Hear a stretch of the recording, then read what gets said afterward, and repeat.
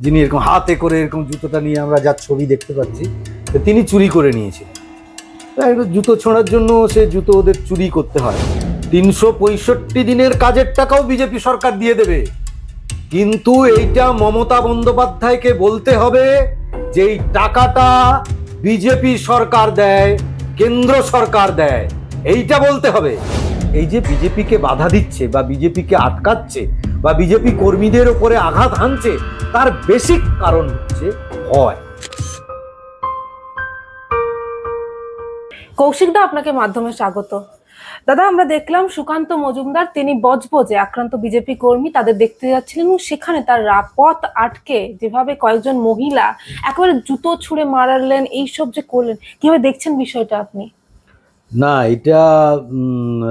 এটা আপনাদের কাছে খবর আছে কিনা আমি জানি না, বা মিডিয়ার কাছে, বিভিন্ন আরো যে অন্যান্য মিডিয়া রয়েছে তাদের কাছেও এই খবরটা আছে কিনা জানি না, কিন্তু আমার কয়েকজন বন্ধু, ভারতীয় জনতা পার্টির কয়েকজন কর্মী বন্ধু ওখানে ছিলেন এবং তাদের কাছ থেকে আমি জানতে পেরেছি, এবং লোকাল কয়েকজন মানুষ যারা আমার বেশ পরিচিত তাদের কাছ থেকেও জানতে পেরেছি যে আমাদের বিজেপির রাজ্য সভাপতি, মাননীয় রাজ্য সভাপতি সুকান্ত মজুমদারকে এই জুতো ছুঁড়ে মারার জন্য ওখান থেকে তো সুকান্ত মজুমদারের ওপর জুতোটা ছোঁড়া হয়, তারপরে যথারীতি একটা ক্যাওয়াস তৈরি হয় এবং ওখান থেকে সুকান্ত বাবুরা চলে আসেন এবং যথারীতি মিডিয়াও ওখান থেকে চলে আসে।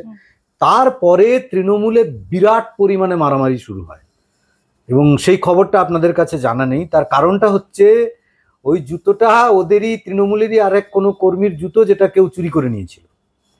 সেই চুরি করা জুতোটাও ওরা ওই ছুঁড়েছিল আর কি। তো সেই যার জুতো চুরি হয়েছে সে এবার খুঁজছে আমার জুতো কোথায়, আমার জুতো কোথায়। পরে জানা গেল যে ওটা ওদেরই কোনো এক ওই ভদ্রমহিলা, যিনি এরকম হাতে করে এরকম জুতোটা নিয়ে আমরা যার ছবি দেখতে পাচ্ছি, তো তিনি চুরি করে নিয়েছিলেন। জুতো ছোঁড়ার জন্য সে জুতো ওদের চুরি করতে হয়। প্রশ্ন হচ্ছে সেটা নয়, প্রশ্ন হচ্ছে যে আপনি রাস্তায় যদি হাঁটেন, কুকুর ঘেউ ঘেউ করে, বা আপনি রাত্রিবেলায় বেরোলেন, হঠাৎ আপনার পায়ে একটা উইচিংড়ে কামড়ে দিল, এতে করে মানুষের কি সম্মান নষ্ট হয়? মানে সুকান্ত মজুমদার শিক্ষক সমাজের প্রতিনিধি, বাংলায় তিনি বিরোধী দলকে প্রতিনিধিত্ব করেন এবং একজন অনুরাগী মানুষ, তার উপর জুতো ছুঁড়লে অপমানটা কাকে করা হয়? সুকান্ত মজুমদারকে তো ব্যক্তিগত অপমান করা যায় না, তাতে এতে অপমান হয় শিক্ষা, অপমানিত হয় বাংলার শিক্ষক সমাজ, যেটা তৃণমূল করেছে। তো এই তৃণমূল এবং শিক্ষকদের অবস্থা তো আমরা দেখতেই পাচ্ছি। এটা শিক্ষাকে পছন্দ করে না, সংস্কৃতিকে পছন্দ করে না, এইরকম একটি চৌর্যবৃত্তির যে দল, সেই দলের মানুষজনেরা এইটা করবে না তো কি করবে? এটাই করেছে ওরা। দাদা, যারা জুতো ছুটছিলেন তারা বলছিলেন যে 100 দিনের কাজের টাকার দাবি তাদের ছিল, যে কেন দেওয়া হয়নি, কথা হয়নি। 100 দিনের কাজ কেন, 365 দিনের কাজের টাকাও বিজেপি সরকার দিয়ে দেবে, কিন্তু এইটা মমতা বন্দ্যোপাধ্যায়কে বলতে হবে যে এই টাকাটা বিজেপি সরকার দেয়, কেন্দ্র সরকার দেয়, এইটা বলতে হবে। 100 দিনের টাকা, তার মানে এটা প্রমাণিত হলো টাকাটা মমতা বন্দ্যোপাধ্যায় তার বাবার ব্যাংক অ্যাকাউন্ট থেকে দেয় না, অভিষেক ব্যানার্জি তার বাবার, জানি না কে, তার বাবার ব্যাংক অ্যাকাউন্ট থেকে দেয় না, এটা ভারত সরকার তার অ্যাকাউন্ট থেকে 100 দিনের কাজের টাকা দেয় এবং সেখানে বিজেপি সরকার রয়েছে। এইটা পশ্চিমবঙ্গের মানুষ এবং ওই তৃণমূলের যে চাকর বাকররা আছে তারা এটা স্বীকার করুক যে এই টাকাটা বিজেপি সরকার দেয়, এটা স্বীকার করুক। দাদা, সুকান্ত মজুমদার তিনি কেন্দ্রীয় মন্ত্রী, সেক্ষেত্রে তার দিকে জুতো ছুঁড়ে এলো এভাবে, যে এটা হলো স্থানীয় প্রশাসন বা পুলিশ কি করছিল?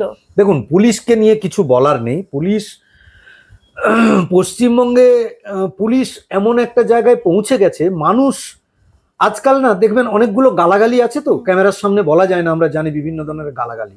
আপনি দেখবেন রাস্তায় এখন আর কেউ গালাগালি ব্যবহার করে না, সবাই বলে এ পুলিশের বাচ্চা, এ পুলিশের ছেলে, এ পুলিশের বাচ্চা, এরকম বলে এবং ওইটাকে গালাগালি হিসেবে ব্যবহার করে পুলিশকে। আমি বলছি, যারা পুলিশে চাকরি করেন, আমি নিচুতলার পুলিশদের কথা বলছি না, তাদের মধ্যে অনেকেই আমাদের বন্ধু বান্ধব রয়েছে, তারা যথেষ্ট ভালোভাবেই কাজ করতে চান, ভালোভাবেই তারা সৎভাবে চাকরি করতে চান, কিন্তু সিস্টেমের অনুযায়ী ওপরতলার নির্দেশ আসে, তাই তাদের করতে হয়। তো এই ওপরতলার যেসব পুলিশরা রয়েছেন তাদের নামে মানুষ যে গালাগালি করে, সেই গালাগালিটা উড়ে গেছে। এখন গালাগালি হচ্ছে পুলিশের বাচ্চা, পুলিশের ছেলে, এগুলো হচ্ছে গালাগালি।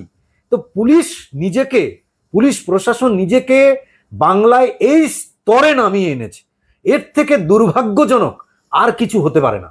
দাদা নিরাপত্তা নিয়ে কেন মানে নিরাপত্তা নিয়ে কেন দেখা হবে না? নিরাপত্তা কেন্দ্রীয় মন্ত্রী উনি, তার নিরাপত্তা তো দেখার কাজ স্থানীয় প্রশাসনের। একদমই তাই, নিরাপত্তা দেখার কাজ তো পুলিশেরই ছিল, কিন্তু ঘটনা হচ্ছে ওই যে পুলিশ চাকরবৃত্তি করতে অভ্যস্ত হয়ে পড়েছে।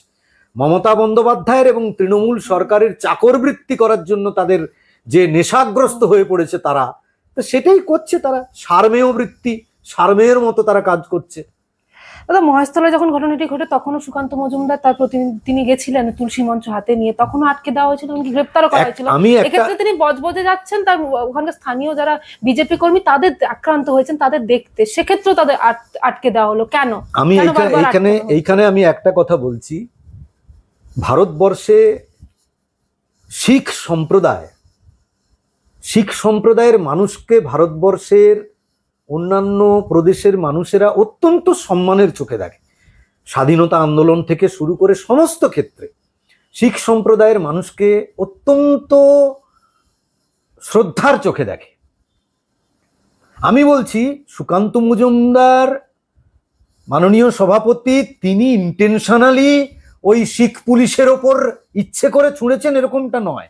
তিনি তার রাগের অভিব্যক্তি দেখাতে ছুঁড়েছেন, ঘটনার চক্রে সেটা একজন শিখ সম্প্রদায়ের মানুষের গায়ে হয়তো গিয়ে পড়েছে, আমি অতটা ডিটেল জানি না। কিন্তু আমার প্রশ্ন হচ্ছে, এই কলকাতার বুকে এই পশ্চিমবঙ্গের পুলিশ একজন শিখ মানুষের পাকড়ি খুলে তার যে ধর্মীয় চিহ্ন তাকে খুলে তার চুলের মুঠি ধরে রাস্তায় টানতে টানতে নিয়ে গিয়েছিল, সেই ছবি আমরা এই কলকাতার বুকে দেখেছি। আজকে যে শিখ সম্প্রদায়ের কয়েকজন মানুষকে আমরা মিডিয়ার সামনে কথা বলতে দেখছি, কেন তারা সেই দিন কথা বলেনি? তাহলে তাদের কাছে শিখ সম্প্রদায়ের যে আত্মসম্মান সেইটা সেই দিন বড় নয়? তারা মমতা ব্যানার্জির মতো একটা দুষ্ট চক্রের আন্ডারে পড়ে এবং অর্থের জন্য তারা বিক্রি হয়ে গেলেন, কথা বলতে শুরু করে দিলেন। তাহলে এই প্রশ্ন আজকে বাঙালি হয়ে আমরা করছি, সেদিন কেন কথা বলেননি যেদিন এই কলকাতার পুলিশ একজন শিখ সম্প্রদায়ের মানুষের পাগড়ি খুলে চুল ধরে টানতে টানতে রাস্তা দিয়ে হিড়ির করে নিয়ে গেছিল? কোথায় ছিল এই কলকাতায় যারা শিখ সম্প্রদায়ের মানুষ আজকে কথা বলছে, সেদিন কেন কথা বলেনি? দাদা এই যে পরপর বাঁধা, মহেশতলা যাওয়ার সময় প্রতিনিধি দলকে বাঁধা দেওয়া বিজেপির, আবার বজবজে কর্মীদের দেখতে যাওয়া, সেক্ষেত্রে বাধা কেন বারবার বাধা দেওয়া হচ্ছে বিরোধী দলের প্রতিনিধি? একটা কারণেই বাধা দেওয়া হচ্ছে। আপনি খেয়াল করে দেখবেন, বিশেষ করে সাপ মানুষকে কেন কামড়ায়? সাপ মানুষকে মারবে বলে কামড়ায় তা নয়, সাপ মানুষকে হিংসে করে তার জন্য মানুষকে মেরে দেবো তাই কামড়ে দিলাম তা নয়। সাপের সঙ্গে মানুষের বিরাট প্রতিযোগিতা আছে, সাপ জিতে যাবে, মানুষ হেরে যাবে, বা মানুষ জিতে যাবে সাপ হেরে যাবে তা নয়। সাপ মানুষকে কামড়ায় ভয়ে, যদি আমাকে মানুষ মেরে ফেলে। তো তৃণমূল এই যে বিজেপিকে বাধা দিচ্ছে বা বিজেপিকে আটকাচ্ছে বা বিজেপি কর্মীদের ওপরে আঘাত হানছে, তার বেসিক কারণ হচ্ছে ভয়। এই ভয়টা বাংলার মানুষ তাদের ধরিয়ে দিয়েছে বিজেপির পক্ষ নিয়ে। বাঙালি বিজেপির পক্ষে এসে তৃণমূলের এই চোরেদেরকে ভয় ধরিয়ে দিয়েছে যে তাদের দিন শেষ হচ্ছে। সেই জন্য মাননীয় সভাপতি সুকান্ত মজুমদারকে আটকাচ্ছেন, আমাদের মাননীয় বিরোধী দলনেতা শুভেন্দু অধিকারীকে আটকাচ্ছেন। তারা এগুলো করছেন, ভয়ে করছেন, এবং তৃণমূলের সময় সত্যি সত্যিই শেষ হয়ে এসছে।